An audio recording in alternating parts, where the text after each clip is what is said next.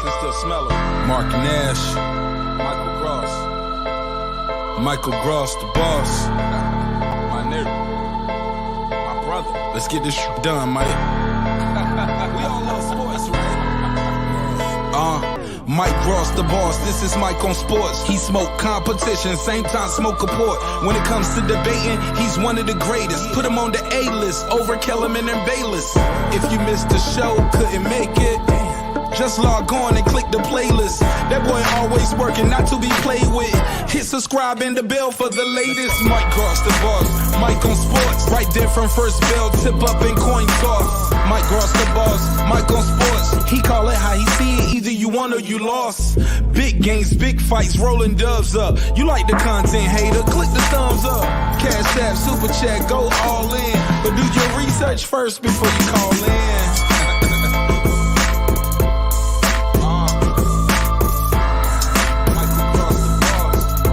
Been waiting on. Yes, I am back. I am back. I am back. I am back.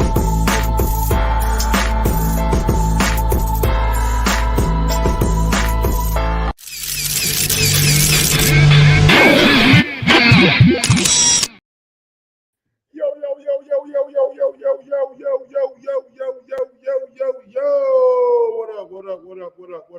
What up, people? Welcome back to another edition of Mike on Sports. I'm your host. I go by the name. Welcome back to another edition of Mike on Sports. I go by the name Mike Gross, man. Big up to that 501. Y'all know how I get down, baby. Little Rock. We back, she back, they back, he back, you back, and we in the building. Yes, sir. Terry Smooth Jr., what's going on, big dog? Tiger 2X, what's going on? Cool Breeze. Smash that thumbs up button on your way in, man. Hey, your boy Terence Crawford, man. All right. Is it a bad look? Is it a bad look that Terence Crawford came out and went at some YouTubers? We're going to talk about that, but first, the first thing that I want to talk about, we're going to talk about some tidbits before we get to the big topic in about 5-10 minutes. So, first thing that I want to talk about is the level of pettiness. Like, I was going to bed last night and I seen some petty shit. I seen some next level pettiness from no other than Caleb Plant. Caleb Plant went out and he bought the domain. And now sometimes these domains can be they can be made, but sometimes they aren't paid for. So if you choose to buy a domain, then there's nothing anybody can do about it. So Caleb Plant went out and bought a domain, and the domain he bought, peep this out, y'all. Peep out the domain he bought. This is where he's selling his merchandise before the big fight. He bought davidbenavidez.com. You talk about being petty. I love all the back and forth between David Benavidez and Caleb Plant before their big fight. I've seen David do interviews talking about he's gonna slap him, he's gonna knock him out. It's a lot of bad blood between Caleb Plant and David Benavidez. I think it makes for a exciting main event come, I believe, March 25th. So look at this, man. DavidBenavidez.com. So you can click on the link right here, right? Click on the link, David Benavidez. If you don't believe me, go to Caleb Plant's verified Twitter or his IG page. So we click on the link, right? So we just clicked on the link. Let me stop my screen share. All right, so the link that I just clicked on, it sent me to this one right here. So when you click on the link, it will send you to this site right here. And if you don't believe me, let me go ahead and share the tab, the window. Nope, no, entire screen, nope, Chrome tab, right there. So it sent me to DavidBenavidez.com. I mean, this is what it is. This is DavidBenavidez.com. This is David Benavidez. So anytime somebody like a fan or who wants to support David Benavidez and they just type in DavidBenavidez.com, it goes to Caleb Plant's website where he got the revenge tour right there. He's doing his own media stuff now. He got his knockout of the 22, unbelievable speech, Canelo quotes, all kind.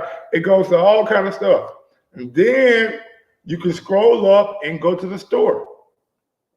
And inside the store at DavidBenavidez.com is the revenge. Now he wild. Now these prices, he wild. $55 for a regular t-shirt? Man, you out your damn mind. He want $55 for a t-shirt. Man, I got a dictionary for definitions. Yeah, I got Google for definitions. You can get you a $40 hat, revenge tour hat for like $40. If you want a smaller shirt, you know what I'm saying? These are sold out. $25 shirts sold out. Now the only shirt that he has in stock is the revenge tour. Now these sold out. So all these sold out.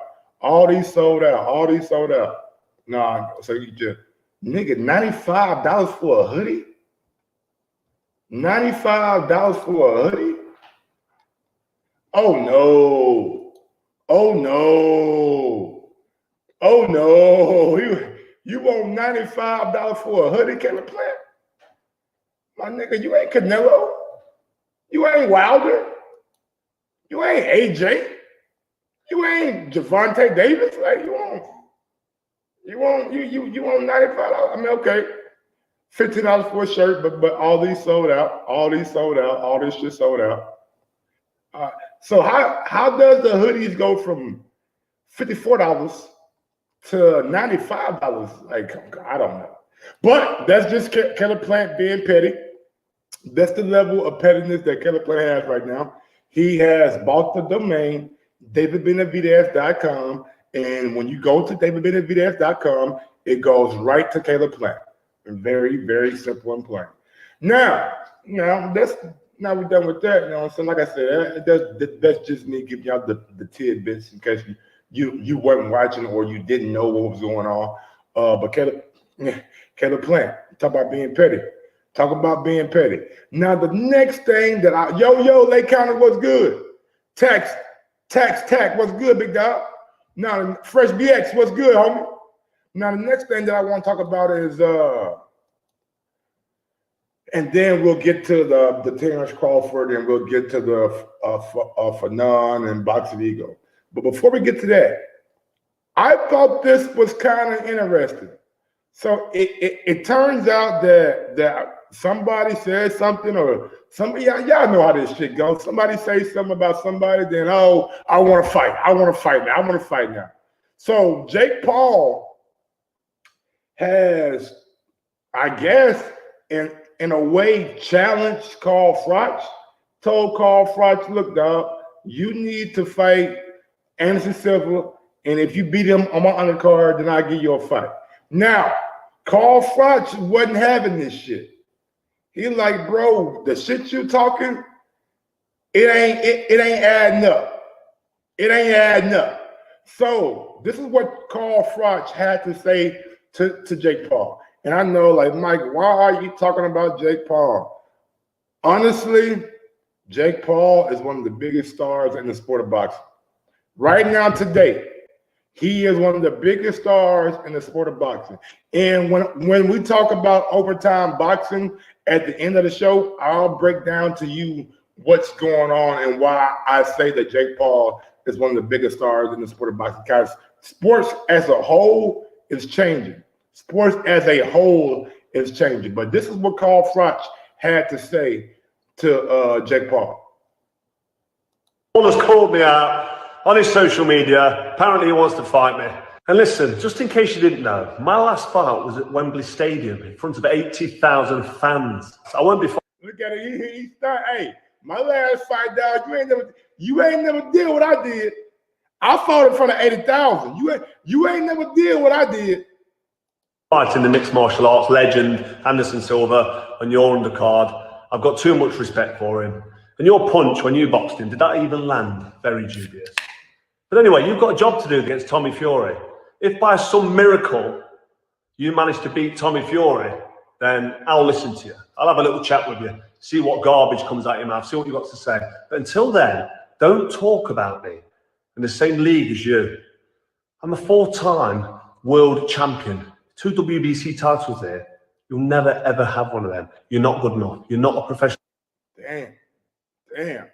He came out stunned. Look, dog, I'm a 2-time WBC champion. You will never have one of those. You ain't good enough. I ain't gonna lie, man. I've always liked Carl Froch. It may be some things that he said, you know what I'm saying, that I didn't agree with, or things like that, or I'm sure you can find something that he said that I don't agree with. But damn it, when it comes to that shit talking, when it comes to being smug, when it comes to just being a complete asshole, Carl Froch, I like that dude, because he is what you need in the sport of boxing. You need one of them smug motherfuckers. You need somebody who gonna talk that shit, who don't give a damn about Jake Paul or whoever. I like Carl Froch, man. Professional fighter. You're a performing clown. That's all you are. So keep my name out of your mouth. Damn.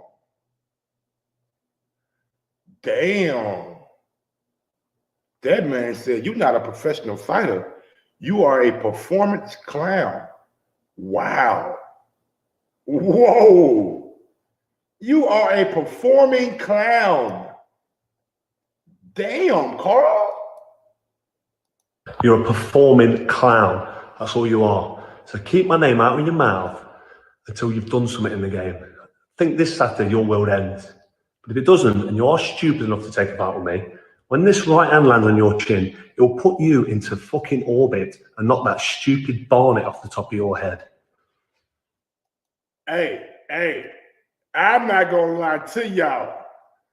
I was everything I was expecting. Man, fuck Tommy Fury.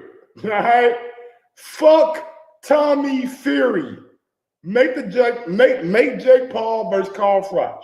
I don't want to see KSI. I don't want to see Tommy Fury. Carl Froch just called this man a performing clown. And it told me, if you are lucky enough to beat Tommy Fury, and you are stupid enough to take a fight with me, I will knock that stupid grin off your fucking face. Y'all know me, all right?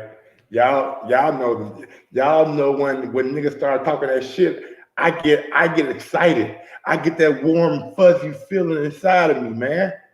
I like that from Carl Froch, dog. That's the kind of shit you need in boxing. That's the kind of dude that you need to maybe do boxing a favor. Do boxing a favor. It's a lot of fans out here who are tired of seeing Jake Paul parade around as this big time star that's cleaning up shit. It's a lot of fans who done had it up to here with Jake Paul fighting. I mean, can we call Tommy Fury a boxer? I mean, I know he prefer. I mean, this nigga not a boxer, bro. He got some boxing in his family. He got some boxing in it. He's not real. He's not really like he more of a social media star. Salute, Mike. Keep grinding. What's going on, Mr. Keep Me Out Camera? Nigga, you kind of look like that nigga that died. What nigga name from Chicago? Oberlock. He got that feeling like story time with Gangsta Gear. Yeah, hey, Gangsta Gear, you ain't lying. You ain't lying. Let Jake Paul have his lane. Froch is a legit world champion. Come on now. No, it's not about him having his lane. It's not about that. It's not about that. See, and a Bayside boxer. I'm not wishing this on Jake Paul. I'm not wishing this on Jake Paul at all. But what I am, look, if you talk shit, if you put out these posts about how Carl Froch made less than you in a year, and I'm gonna just show you the post. I don't need to goddamn guess what he said. I'm gonna just show you. So Jake Paul said Carl Froch mad because I made more in 1 year than he made his whole career. You want the payday? I get it. So let's do this. Fight Anderson Silva on my next card, and if you get lucky and beat him, then you can step in the ring and I'll make your career payday. Let me know. Like, bro, you ain't like, I get it. You want to be Mayweather so bad. Y'all want to use the Mayweather blueprint so bad. But you ain't calling no shots for no world champion. You ain't calling no shots. You ain't making this dude fight Anderson Silva. Like, he's not fighting. He could, if Carl Froch come back, he coming back for you and he leaving again. That's it. He is coming back for you and he gone. He not finna fight Anderson Silva. Like, get that out your mind. But if you want it, Jake, he'll give it to you. And then what was crazy, right? What was crazy, right?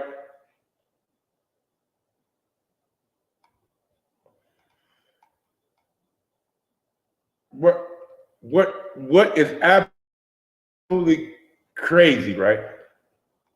And I didn't understand it, y'all. I'm like, man, I thought boxing was a brotherhood. I thought boxing was a brotherhood. But y'all know how I go. When niggas get a little taste of that real money, when niggas get a little taste of that exposure, they start saying shit off the Richter scale. I'm like, what? You believe that? And maybe he been punched up too much. Maybe he been punched up too much. I don't know. But Derek Chisora has said Carl Froch should go in there, get beaten up, and get his check. He would beat Carl Froch. He would beat Carl Froch. I am willing to bet 200,000 pounds, not dollars, 200,000 pounds that Carl Froch will get his ass dealt with. I'm being 100% serious. That is what Derek Chisora had to say. That is what Derek Chisora had to say when he was reacting to Jake Paul versus Carl Froch. Maybe Derek Chisora been punched too many times. Cause I mean, from what I've seen, like, and maybe Carl Froch has been out of the ring too long. So maybe he's thinking Carl Froch been out of the ring too long, and he's not ready for a fight with Jake Paul. But damn it, this man was a world champion. This man fought in the Super 6. This man beat some good names. And when you saying that you would bet 200,000 pounds that he get knocked out by Jake Paul, it gives me reason to say, hold on. Are you sure? Are you sure? Who wins? Jake Paul, Carl Froch. And look, boxing is getting sad about a week in every press release. Bayside, Fresh BX. I can't argue that statement. So much conspiracy shit going on. Roy Jones, Michael Williams Sr. So much conspiracy going on in the sport of boxing, bro. Like I get it. AB fight got canceled. People saying AB getting blackballed. I mean, it's all kind of shit going on. Boxing needs a bad guy. Jake is good for the sport. Absolutely. And not only does boxing need a bad guy, boxing needs the social media side of it. boxing needs a social media influencer who has the following of a Jake Paul. And when I talk about this overtime boxing at the end of this show, y'all are gonna see what I'm talking about. There is a potential for somebody to come in the sport of boxing and make a lot of money off people who need money. And that's how boxing goes, right? All right. Now for the moment while you all here, for the reason y'all niggas are, I know why y'all here. I know why I had 30 motherfuckers hop on within the first 20 minutes. You know what I'm saying? I know why. Terence Crawford has set the boxing Twitter world on fire. On fire! And let's get to the tweets and replies. So Terence Bud Crawford came out earlier. And he was in his bag. He was in his bag, man. He said some shit that made a lot of people mad. I mean, he made a lot of people mad. So this is what Terence Crawford brought up, all right? So I always got a point based on boxing. He said, Bud moment. I pray to God I'm allowed to say a boxer fight a fan or a YouTuber. Damn. He said he's giving that boxing ego queen the clout he was looking for. I mean, look, and that's why I asked earlier, Done Deal, was it a smart thing or was it a bad thing, right? So this is what Bud had to say to boxing ego and for non-boxing, I guess Boxing International, whatever, however that should go. At Fanon Box. And I love the fact that he added these niggas, man. If you got something to say and you got something to get off your chest, at them motherfuckers, man. Don't go around and do this passive aggressive shit that we see so much in this world now. Nah, I got a problem with you niggas. You know what I'm saying? I got a problem with you niggas. I remember when you were one of the main guys on the boxing boards, how the mighty have fallen. I don't know, man. Since I left the boxing boards, nigga, I done bought a house, got married, making more money. I mean, so I don't know about how the mighty have fallen. You know what I'm saying? I'm good over here. I'm good over here, y'all. How about you? Have you bought a house yet? Anyway, back to this thing. So he says, y'all both some hoes. And they mamas should have swallowed them both. Goddamn. That nigga talk about their mama. Goddamn. That nigga turned their mama, boy. You man, look, I don't know about y'all. But when a nigga say they mama should have swallowed them both, nigga, I'm a nasty nigga. So my mind go directly to a porn star or a bitch that was sucking my dick back in the day, and I shot her one on her face.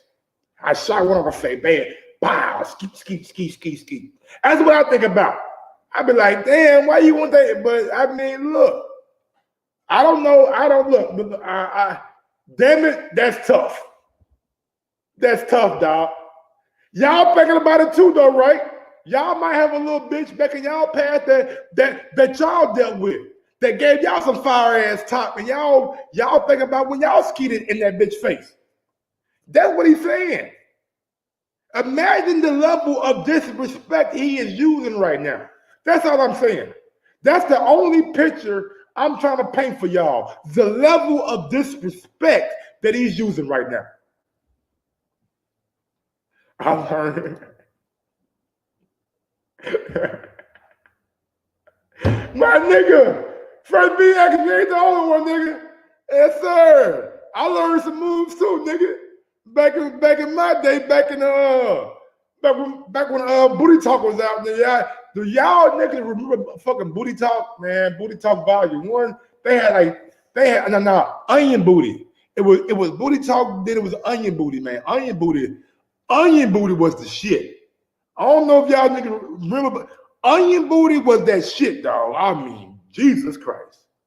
But anyway, man, back to this shit. So that's the level of disrespect that he's using. And he said, I tell them both to their face too. They are the biggest sack hangers. I'm done talking about it. Yeah, that nigga said that's the OG internet, man. That's the OG internet right there. Yes, sir. That's the OG internet based on boxing. Hey, if you know, you know. If you know, you know, goddamn it. Here's the later comment. But it talk 152. Yes, sir. He called them niggas some sack hangers. I mean, look, is it good that he went back at him? No. No. Is it entertaining? Absolutely. I wouldn't give them niggas the time of day. Let them niggas, they talk about Bud and slander Bud more than anybody. Let them create the fake narratives, man. Let them keep your name relevant. You ain't got to give these niggas the spotlight. Now they can make a whole live, and as soon as they put in Boxing Eagles responds to Terence Crawford, you putting money in their pocket, Terence Crawford, and I know that's the last thing you want to do. As soon as for non-boxing response to Terence Crawford, he's gonna have about 1,000 people in his live. So was it good that you just gave him clout for the internet so people can go over there and watch their content now? Oh, why did Bud say this about this and that? But I get it. Sometimes you have it up to here with people. You have it up to here with people. It's boxing. It's putting more eyes on Bud. Who else talking about Bud? I mean, folks talk about Bud every day. Ask what's his name? What my dude's name, man? Damn, my nigga name, man. What's my dude's name, bro? Damn. Knockout Boxing 86 TV. That nigga do a show about Bud every day. Oh, he doing a show about Bud fans, and that's his wheelhouse. You know what I'm saying? He right there with the Bud, like that's what he feeds into. You know what I'm saying? So like for you to say who talks about Bud, like it's a video on Bud on YouTube every day. See, I told you, look at Bayside Boxing. I told you he watches shit because that's his wheelhouse.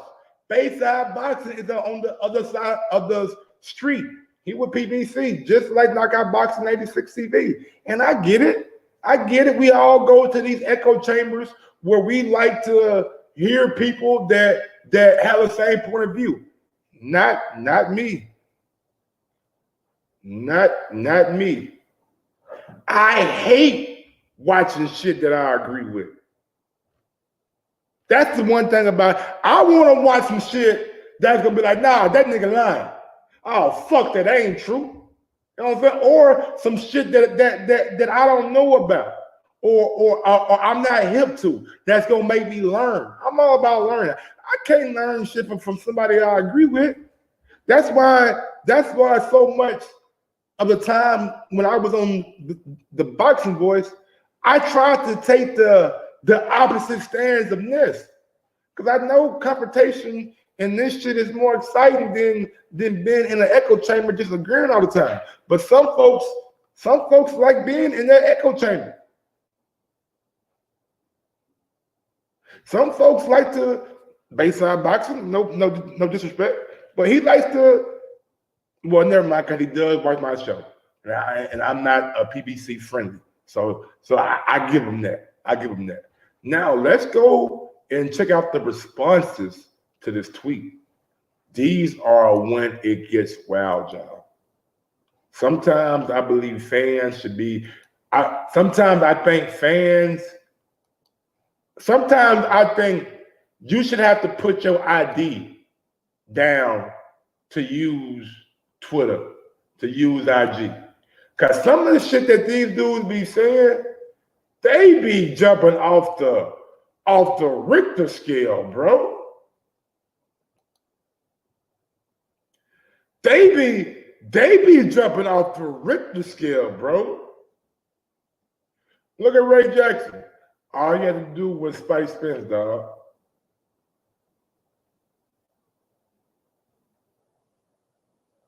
Has Spence fought anybody yet? Has Earl fought? What makes y'all think that he would have got the Earl fight? Has Earl Spence Jr. stepped foot in a ring this year? Hell no. We still waiting for an announcement. They can't even get one of the biggest stars on PBC a fight. What we waiting on? He had a car wreck. He said he good. I just need a couple weeks. I'll be good. That's what he said.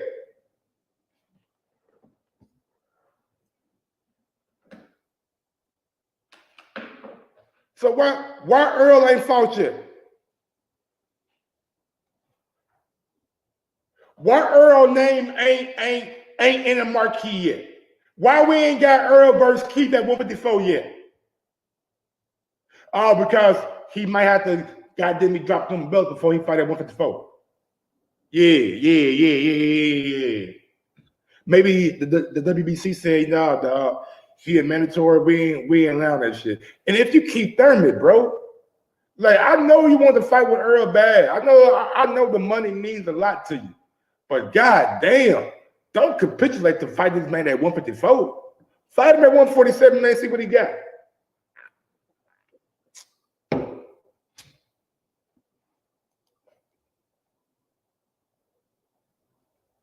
Here we go.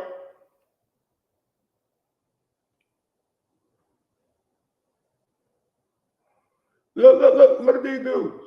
You emotional these days. The all-new pound-for-pounder meal with savory duck sauce. Then they got Bo Mac with fries in the drink and put tell T-Buzz sent you. Like, look at this. Like he went through his time. He went to all that time and put the hat on my man. The fucking headset, like, come on, man. Come on, man. Come on, man. The truth they be spitting must really hurt your feelings. Is it truth? It's truth? It's truth, huh? Wait till I come across it. Wait till I come across it. Nigga said it's truth. The truth hurt Bud feelings. That's what he just said. That what that man just, the truth. They've been spitting facts. Is that right? They've been spitting number facts on. Sometimes, man, I don't understand like what world boxing fans live in. I don't understand what universe boxing fans live in sometimes. You know what I'm saying? Like they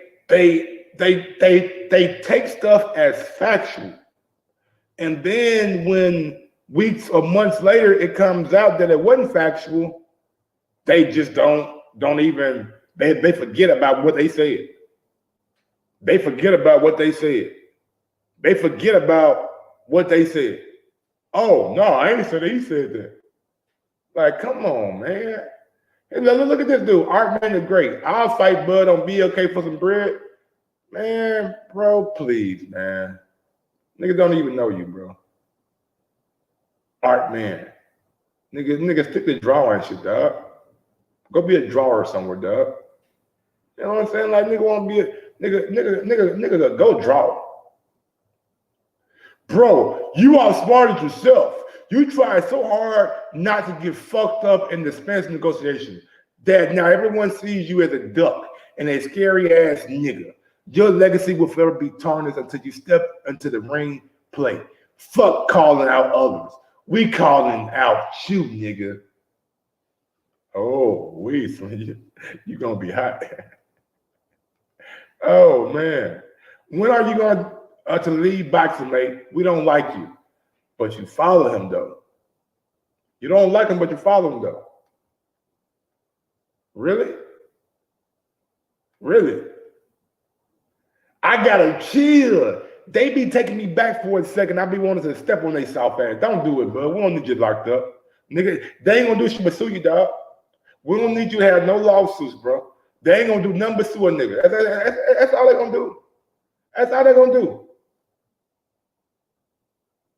Look at this dude. Fan in boxing says, stay blessed, champ. I wish nothing but the best for you and yours. Really?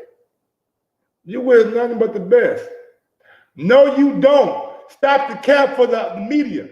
All you do is lie and hate on me. You a sucker. Straight up. Hey, niggas hold the meter change, bro. Niggas, hey, man. Niggas turn it to goddamn me, the Pope, nigga. Hey, man, stay blessed, man. Bless your family, man. Stay blessed. Stay blessed, big dog. God is man. God is key. God. Yes, sir. God. Yeah. Hallelujah. Jesus Christ. Yes, sir. Niggas turn to a whole preacher out here. Niggas turn to a whole preacher out here. Oh, hey, stay blessed, man. Oh, brother man. What? Inside of apologizing, you put some fake virtue move. Typical of you. You'll regret this very soon. I don't know who to do this. Nothing fake about it. I don't wish him anything but well. This is boxing talk, not Middle East warfare. If I did something to apologize for, I would. That conversation is always a DM away. You, on the other hand, are looking for drama, not giving to you, troll. Man, but you think Bud about to DM you, dog? You think Bud finna DM you? You think Bud finna go out his time and DM you? Oh, man, he gonna put it for everybody to see. He gonna put it for everybody to see, bro. Why would Bud give you the respect of even going into your DM to have a conversation with you when you do nothing but pretty much tear him down? Hey, I mean, I'm gonna call it how I see it, bro. A lot of these channels out here, they try to tear Bud down, man. Tear down his resume. Tear down his negotiations. Look at Knockout Boxing 86. Meanwhile, you think Bob Arum's a good guy. How you think he's a good guy? He's suing him, Knockout Boxing. He's suing him. You don't sue somebody you think is a good guy. And we don't know his heart. All while he killed your value in the open market, making no one want to sign you when he was done with you. The selective outrage is hilarious. First of all, you spell hilarious wrong. Yeah, anyway, are we for real, Knockout Boxing, brother? How did he kill his value on the open market? How many fighters are out there fighting? We hear Wilder and Andy Ruiz not happy about the money. Bud was getting paid upwards close to $10 million when he was fighting on Top Rank. He got $5 million, $6 million, $7 million, $8 million. He got what? He got $10 million for Porter, I believe. I could be wrong. He got like $6 million. He got something like he had been getting guaranteed minimums of $5, $6, $7 million, $8 million every time he got in the ring. That is what killed his value, because these promoters know they can't get Bud for less than $8 million, $9 million, $10 million. They can't get Terence Crawford on their platform for less than $8 million guaranteed. Fuck upside. Fuck back end. They can't get him on their platform for nothing less than $8 million guaranteed. Why? Because Bud earned that. Because Top Rank deemed he earned that. Why are these fighters out here not fighting 3, 4, 5 times a year? Well, 2, 3 times a year. Wilder said that wasn't true though. Wilder was on a video, my nigga. He did a video with ES News. Why? If it wasn't true, then why would he say he'll entertain a fight with Francis Ngannou? What's a bigger money fight? What's going to bring in more money for Deontay Wilder? Francis Ngannou or Andy Ruiz? Ah, wait. Who's the bigger star? Andy Ruiz or Francis Ngannou? Niggas know Francis. Niggas know Francis. The only people who know Andy is the niggas who tattooed his goddamn ass. He tattooed his booty. That is crazy.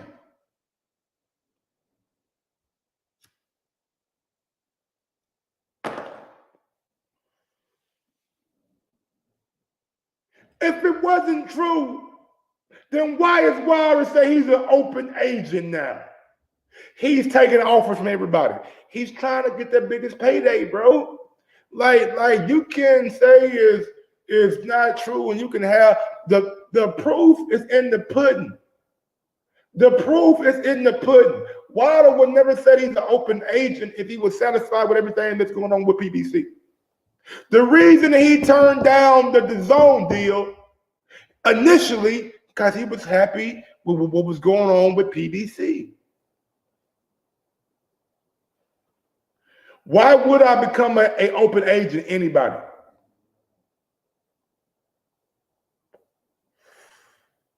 Why would I declare myself an open agent?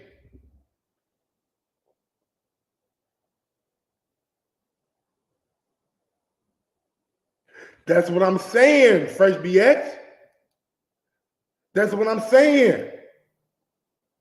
Call it what you want to call it. It's a TV show, what the fuck ever. We all know what they do. It's a TV show, man. I'd be so sick of these goddamn red tape, gray tape, blue tape ass niggas, man. So, my whole point is, the reason his value is not what his value once was, because we are, as boxing in general, like these promoters are finding it harder and harder to pay these fighters. Why am I saying that? Because you're not seeing the level of activity from these fighters that we are accustomed to, because they have reached a point that they are making a lot of money now. Now, that's why you're seeing these younger fighters get more airtime. That's why you're seeing these younger dudes get more airtime.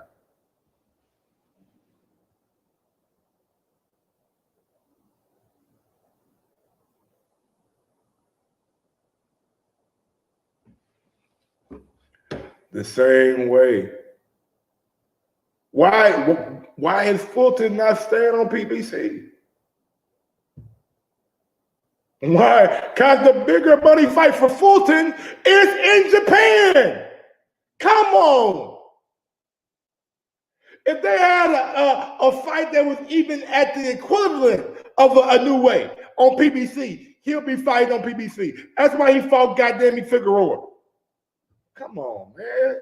Mikey Garcia went back and forth. He did. I think Mikey last fight, he got beat up by Sandor Martin on the zone. And honestly, I think when Mikey left the zone, left PBC for the last time and went to the zone, he never returned. He retired. I believe he fought Jesse Vargas on the zone. He fought Sandor Martin on the zone. These are all facts. These are all facts. He never returned back to PBC.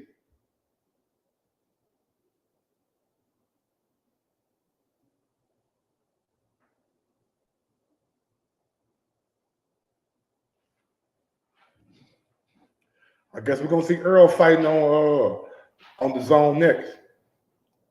Earl gonna be on the zone next, you know what I'm saying, since he's a free agent. Man, stop it. Stop the dumb shit, man. Can we stop the dumb shit? That's all I'm asking, bro. Can we stop the dumb shit?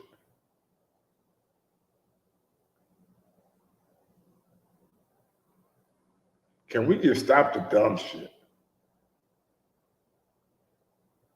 That's all I'm asking, bro. And niggas ain't. This is boxing. People are not going to share their talent if they got something for them over there on the other side. Or you think we just can't get a fight with goddamn me? What's his name? Teofimo Lopez. Like boxing, they're not going to share anything if they don't have to, bro. But when these fighters are making more and more money and they have to start sharing this shit, this is what happens. This is what happens, bro. And you can say is whatever you want to say based on boxing.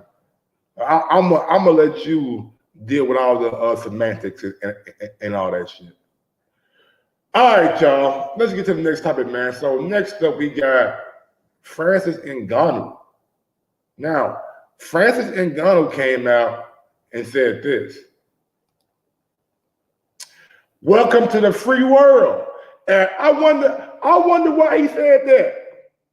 Because Wilder made it publicly known that he was an open agent. But anyway, that's beside the point. Welcome to the free world, at Bronze Bomber. I hope you are a man of your word. See you soon. And then he went on to say, the only reason I said boxing is so he can keep his limbs. Like I said, we will see if he's a man of his word. Wow. Wow. And honestly, I think another reason, I don't know. I don't want to say that because Dana White did let him go. Dana White did cut him.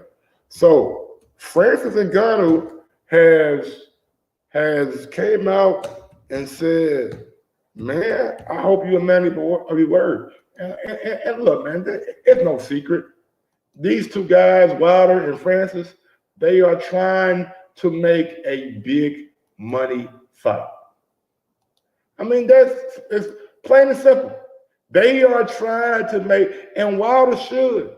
Wilder went through some battles with goddamn me Fury. You know what I'm saying? He had a get back fight with Helenius. Like, if it's not a big fight for Wilder, like, he should entertain it. Go beat up Francis, man.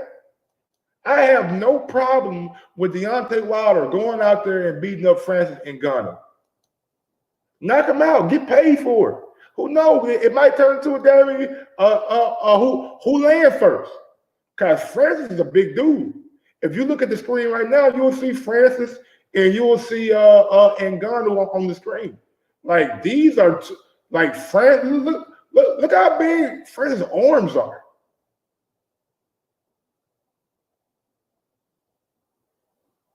Look how big Francis Ngannou is a big dude. He has to cut weight to make the UFC limit of 265. He has to cut weight to make the 265 or 260 limit, whatever it is. So I think, look, man, Wilder and Ngannou, I'm here for it, bro. I ain't got no issue with it at all. Sign me up. Sign me up. First big punch land wins. And I ain't gonna lie to y'all, man. I think Wilder knocked this nigga ass out. And I think he'll make a big time payday too. I think both guys will make upwards of $20 million for this fight. I think both guys will make upwards of $20 billion for this fight. Absolutely. I really do. I think both guys walk away with 20 plus million plus more. I think Francis Wilder, I think if you run a highlight reel full of casual fan and you just show them the sheer knockouts or knockdowns that these dudes got, I think just for the casual, don't know shit about fighting fan, they'll see two big dudes knock the motherfuckers out, and they be saying, like, yes, yes, yes, please. Yes, please. We'll take that. We'll take that. But man, we'll see. Wilder got a few options on the table. Even Eddie Hearn has said that he would like to work with Deontay Wilder. Eddie Hearn has mentioned that, look, man, I'll make the Ruiz and Wilder fight. You know what I'm saying? I don't know how much each guy is asking for. I don't know how much they want to be guaranteed. But I know Wilder will be the A side going into this fight, pretty much. All right, y'all. So the next thing I'm gonna get into, we about to take a deep dive. About to take a deep dive into this thing. It's called overtime, right? So just want to show y'all what this is real quick. It's called Overtime Elite. And let me put myself on the screen. I want y'all to know what we're about to like take a deep dive into. Let me see. I mean, Eddie, I'm just saying he said he was. I mean, Wilder's an open agent. I mean, we know PBC wants to make the fight be a baseball boxing. I mean, everybody knows that. I'm just throwing another caveat in there. My bad. Al Heyman wants to make the fight too. Al Heyman wants to make a Wilder versus Ruiz. Yes, that is also true. Bayside boxing, boy. All right, so give me 1 second. Overtime Elite. Have anybody ever heard of Overtime Elite? Have any of y'all heard everybody slide Mike $2 to $5? Why Lane's coming over here hating? Don't expect that man doing his own route. 9 to 5 mentality. Might have fallen. Fuck out of here. I appreciate the dog. You know what I'm saying? That counter. Have any of y'all heard of Overtime Elite? Let me see my Zoom, man.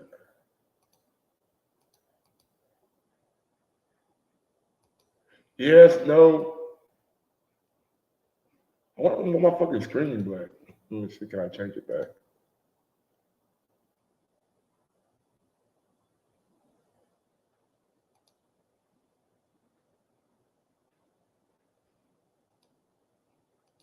Let me see. Appearance, dark theme. Let me start dark. Nope.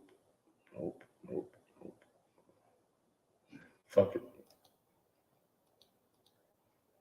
Nobody, so I don't think y'all have heard of it. So Overtime Elite is a professional basketball league based in Atlanta, Georgia.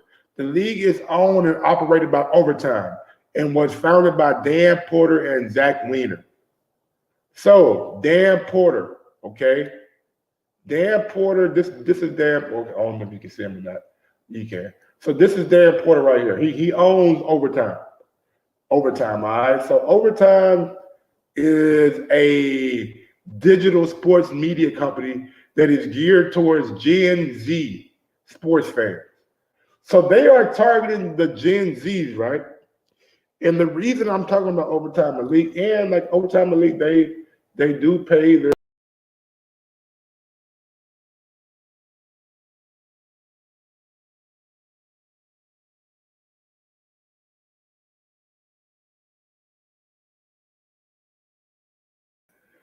Now, the reason we're talking about Overtime is because they are making a push to get into boxing in August. So Overtime Boxing is to launch on the Zone this August. And according to Mike Coppinger, let me get it right quick. Mike Coppinger. According to Mike Coppinger, let me go to this ESPN article real quick. I don't want to get a tweet. I'm gonna get the whole article. They are planning to put on a 4-event series in August. Overtime, which, like I just told y'all, disrupted basketball with six-figure salaries for some of the best high school players in the nation. So they have about, I believe, 60 players aiming at developing the next generation of fighters, the company announced Tuesday. Now, one thing you have to know about Overtime and the reason they are targeting Gen Zs. So the data show, matter of fact, I'm going to let somebody else tell you. But the data shows that Gen Zs aren't really watching NBA basketball. They aren't watching NFL football. They aren't watching like the major sports, like the whole game. They are watching clips. They are watching YouTube basketball videos, knockout 21, one-on-one tournaments. They are watching 7-on-7. They are watching all kind of things, and they aren't watching the main thing. But I'm gonna let somebody else who's more loquacious than I am break it down to y'all. I tried to watch college basketball the other day, and let me tell you something. I didn't recognize a single player. All Pips, no Gladys. But that's because playing college basketball is no longer a priority for the best players. Other paths to the NBA have opened up. And there's one new path to the league that's especially unusual. Kids hoping for an NBA payday have a new path, a pro league for 16 to 18-year-olds called Overtime Elite. The inaugural class of 27 players are considered pros because they're paid to play. Contracts start at $100,000 a year. When the athletes aren't at practice, they're in class learning about financial literacy, social activism, mental health, and the business of basketball. So this is what Overtime Elite is doing on the basketball side. I can only imagine how it's going to look when it comes to boxing. Are they still going to have the same kind of contracts, the $100,000 contracts that they have in basketball? How many fighters will they sign? What age range are they looking to target? Are they going after the 16-year-olds to 18-year-olds? How are they going to matchmake? Who will be involved in the matchmaking when it comes to boxing? Will they have former promoters or former matchmakers or somebody who was in the boxing realm to help them out? Now, maybe they'll work with the Zone. Maybe they'll work with Eddie Hearn. We all know Eddie Hearn is pretty much the face of the Zone when it comes to boxing. All that's missing is a class on the NBA's guide to non-disclosure agreements. This new path to the league is Overtime Elite. It was founded in 2021. It functions as part boarding school, part basketball league, part training ground of the NBA, part everything. We just got to the arena. I mean, this thing is huge. Look at it. We're about to hop up in here and check it out. Holy shit. This is insane. They showed us the facility, the lifestyle, and we really wanted to do this. Where we at right now? What is it? We're in the players' lounge, got 2 TVs, the chef back there. Chef? Overtime Elite, they ain't playing either, bro. They are like, the arena looks nice. They got personal shelves, they got personal trainers, they got everything that a young man would need. And that's one thing that I've always said. I wish that in the USA, like in other countries, these kids have a chance to make money at an early age. We've seen guys like Tony Parker and Luka Doncic and Ricky Rubio. They all turned pro when they were like 14 years old. They've been making money since they were 14 years old. I just feel like if you're good enough, you should be given that same opportunity. And again, I don't know what age range Overtime Elite is going to target, but hopefully they do it similar to how they do like basketball. I mean, and look, man, if you're good enough, you're going to make it. If you're not, you're not. So what they have said on the article, and this is the press statement that they put out. So all 4 shows will take place on Friday night at the Overtime Elite Arena in Atlanta. Now, if y'all, I don't know if y'all ever seen the Overtime Elite Arena. Oh man, that motherfucker nice. That thing is nice. Like they really went in, like put some money into like infrastructure, right? They have the infrastructure where they could put on, like they could put on any kind of event they want to put on. And again, this is a media company too, you guys. It's a media company. So looking at them, and look, this is the arena that the fights will be taking place in. This is the Overtime Elite Arena. Now, of course, when it comes to boxing, it's going to look totally different. It won't have the hardwood floor, but you can get a depiction of how big the arena is. And you can have seats on the floors. You can always bring in more seats and things like that. But he said the CEO says, or what said that? Let me see. He said, our vision with Overtime is launching OTX, our new boxing vertical. It's essentially to help young pros have a spotlight shine on them, tell their story, and give them a chance to develop as fighters. Overtime boxing GM Brandon Rose tells ESPN. One of the gaps that we're seeing in the marketplace is that while Gen Z is saying boxing is the kind of fourth favorite sport, there's not a lot of storytelling that happens on a 365 basis in boxing. By that, I mean video, social content. That's what we do best. That is what they do. Overtime has about 6.8 million followers on Instagram. They have 6.8 million followers on Instagram. That's more than Deontay Wilder. That's more than Tyson Fury. They have a lot of exposure on the social media platforms. They are targeting Gen Zs. We turn out content. We discover new athletes. We've done that in basketball and football with the likes of Zion Williamson, Trevor Lawrence, and Trae Young. And we feel that in boxing, there are so many rich stories. There are so many boxers that put in hard work, but not all of them have an opportunity to get their story told. Maybe not until they're at the highest level. He says, we don't want all just first round knockouts because the matches weren't made appropriately. We have a great foot and we're here to stay. And we're also not going too big off the jump.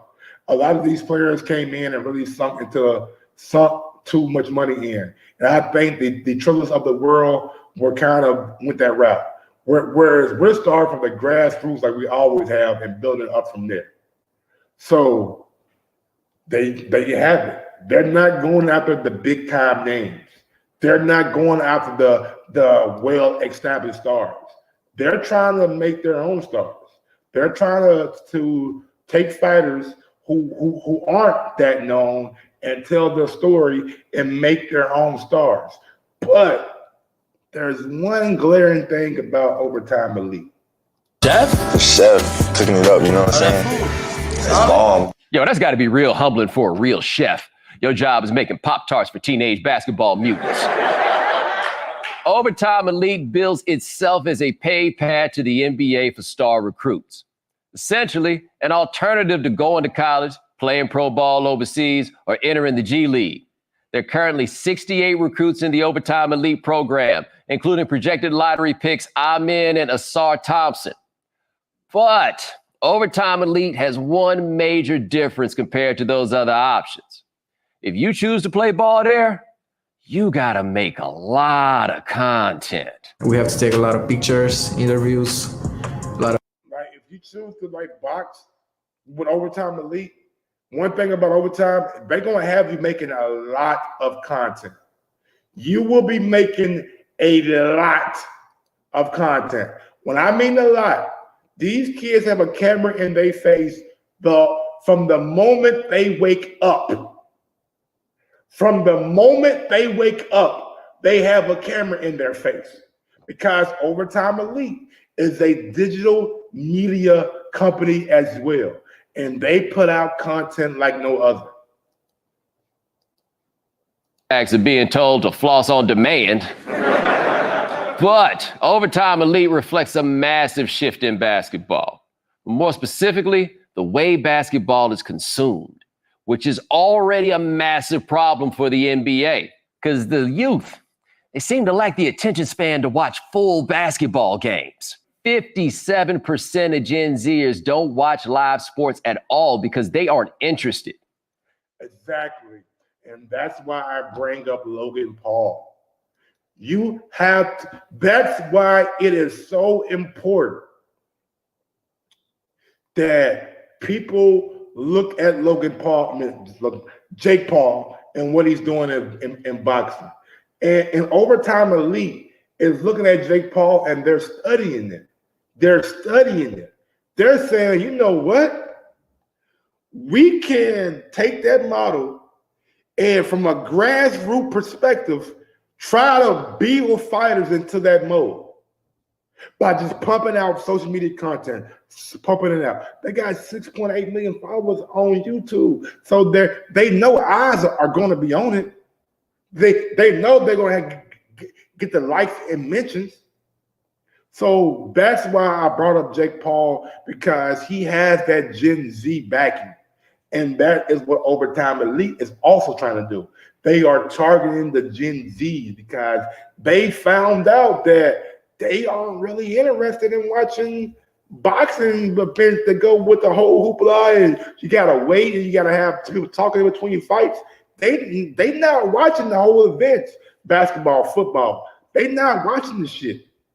So if you don't have them bought in and you don't have them drawn in from a grassroots perspective with somebody that they follow on social media, somebody that they have invested some of their time into, they are not going to be interested. It's not to say Gen Z doesn't like basketball. They just don't watch live games. They prefer content like House of Highlights one-on-one tournaments or knockout basketball contests. If you Google knockout basketball, I bet it's just Kimbo Slice videos at Rucker Park. But regardless, Gen Z loves basketball. The NBA is the most followed league on Instagram, Twitter, and this shift. Or more specifically, their parent company, Overtime, a social media startup that made its money posting hundreds of highlight compilations of high school players on YouTube. And the founders of Overtime, Zach Weiner and Dan Porter, are highly aware of how their audience wants to watch basketball. It was very clear to us, the data was saying that kids are watching less live sports. So we started with that, and then we said, okay, let's test and iterate how to get into the hearts and minds of young people. This is this kid, Mac McClung there. This is a dunk that he made. Exactly, man. They smart, bro. They know the kids aren't watching, so they say, you know what? We're just going to put out highlight clips. And basketball was their way in. Now, what costs less than basketball, but still has that same entertainment value? Boxing. Boxing is one of the cheapest events you can put on and make a lot of money for it. Make a lot of money for it. Now, despite how unsettling that video is, the Overtime founders got investments from former NBA Commissioner David Stern, Amazon, and NBA players like Carmelo Anthony, Kevin Durant, and Trae Young. Overtime is currently valued at $500 million and has helped rapidly accelerate the trend of youth basketball on social media, which has given us basketball influencers like Mikey Williams. The kid so young, his name is still Mikey. Jaquay James, who created something called Jelly Fam, which sounds delicious. And Julian Newman, an adorable little phenom who didn't receive any scholarship offers to Division I schools. But even Julian still has nearly 700,000 Instagram followers. All those people are just following a little dude who played high school basketball once. See, now y'all getting the picture, right? Now y'all getting the picture, right? So Overtime, they have, like you heard, Mikey Williams. I don't know if y'all follow high school sports, but Mikey Williams is one of the biggest high school sports stars out there right now. Has a lot of followers on Instagram. They know how to build these athletes up, and they are looking to do the exact same thing in boxing. But man, it's just one thing that just perturbs me about this. You can find that at any Foot Locker. I've had greater ambitions than just propping out. But this dream of creating their own league led to Overtime developing what we now know as Overtime Elite, an intersection of the way Gen Z consumes. We are, and so in terms of how to give, or is there don't have teams from overseas. Most kind of is certain, or because he has somehow survived being swallowed whole by. This year says Salt Lake City, a place where fans. And what we love about basketball, I really hope they're wrong. I mean, look, you can call me an old head, you can call me Unc, but I kind of miss virtues, teamwork, hard work, dedication. I know it all sounds corny, but the truth is that corny is necessary. And it feels like Overtime Elite is devoid of any of that. Kind of worries me, because if this venture is successful, this might be where the NBA ends up too, because the league can't seem to get a grasp on where the youth is. But Overtime Elite, they think they've cracked the code. But for the sake of basketball and what we love about basketball, I really hope they're wrong. $500 million grab section of the way Gen is and different stuff. Or go to a math class or questions or kids take AP free throws as if local news, or is their priority getting as much hoops content? We play for the internet. But there you have it, though, man. Overtime Elite, they are making their way into boxing. I'm kind of excited to see what they do and like how they do it. But this is like this is what like the content is going to be in the future, y'all. Like I hope you guys can like understand, like as we get older and the youth gets grown up, this is what it's going to look like, man. People are going to be more interested in individuals than they are in teams, and maybe Overtime could be a good thing for boxing. I don't know. I know for starting off, it seems to be pretty solid for like basketball, but we'll see how that goes, man. Overtime Elite, it's not Overtime Elite is the basketball league. Overtime is the company. So Overtime will be making a venture into boxing in August. So let's see how they go, and let's see how that partnership works with the zone. Four events in August, and they all will be down at the Atlanta arena. Now, I'm excited to see if we get any like coverage from YouTube channels that go down there and actually check it out. I know my guy Mark Nash is down in Atlanta, so I'm gonna ask him if he's interested in like checking it out. You know what I'm saying? If so, maybe should we get him down there and just like pick his brain about how it looks, the setup, the production, the fighters and things like that. And I'm kind of excited to like know the fighters that are going to be with Overtime Elite. It's going to be like some young prospects that have a couple fights on their records, or some amateurs who are just turning pro. Anytime like anything like happens in boxing, man, it's always interesting. It's always good to see. It's just that I don't know, and like someone, we never know if it's going to be successful until if it is or if it isn't. But yeah, man. Other than that, man, that's about it. I'm gonna go ahead and get on down to the next one. Y'all smash that thumbs up button. If there's anything breaking that happened in the sport of boxing, I will be back with another one. I will be back with another one. Until next time, man. Y'all know what it is. Y'all know how I get down, and y'all know what I'm about. With that being said, smash that thumbs up button on your way out, man. I'm out this thing.